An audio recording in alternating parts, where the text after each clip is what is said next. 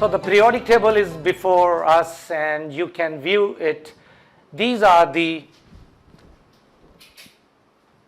total different types of atoms before us.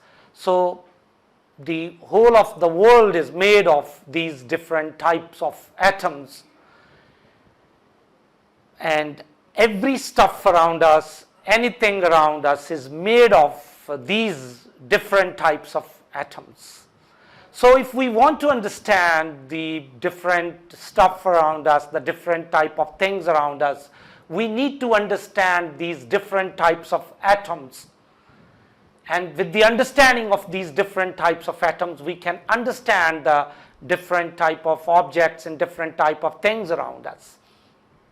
Scientists did a detailed research on the inside of the atoms, and they found that atom can be further subdivided, atoms can be further divided into three basic particles. These are the proton, neutrons and electrons. So these are the three basic particles which are present in the atom, and when atom is divided, we got these three different type of the particles: proton, neutron and electrons. These are called three basic particles of the atoms. So these different type of atoms around us have different number of protons and electrons in them. And to understand these different type of atoms, we need to understand these protons, neutrons and electrons present inside the atoms.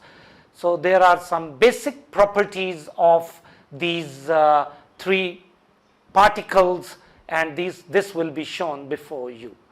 So this is the periodic table before us, and the periodic table is having two numbers, and these two numbers are very important. The first, for example, iron. For iron, this is the smaller number 26, and this is the bigger number, larger number. This is 55.845.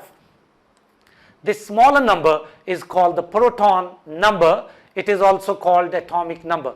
And this bigger number is the nucleon number, and this is also called atomic mass.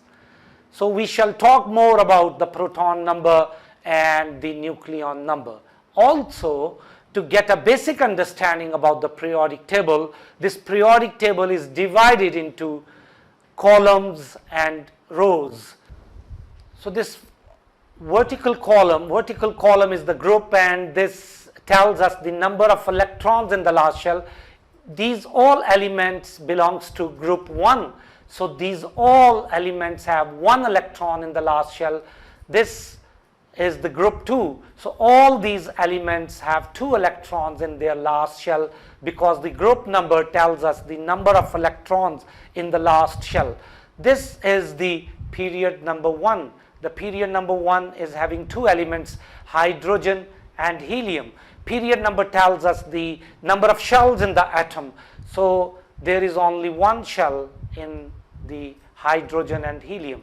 This is the period number 2.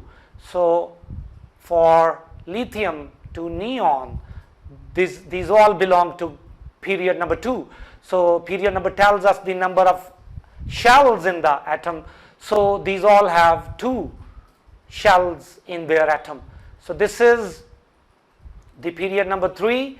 So period number 3 means from sodium to argon. These all have 3 shells in the atom. So this is a view of the periodic table before us. Periodic table gives us a lot of information, a number of informations we can extract from the periodic table: the group number, the period number, the nucleon number, and the proton number.